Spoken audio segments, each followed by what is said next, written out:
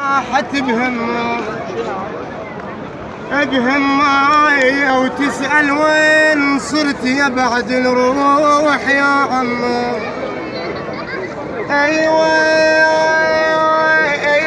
صرت يا بعد الروح يا عم يا عم.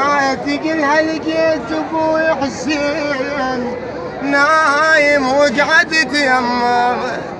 اي ابوي واسمع من بعد ولا وحده تحاجب اليمه.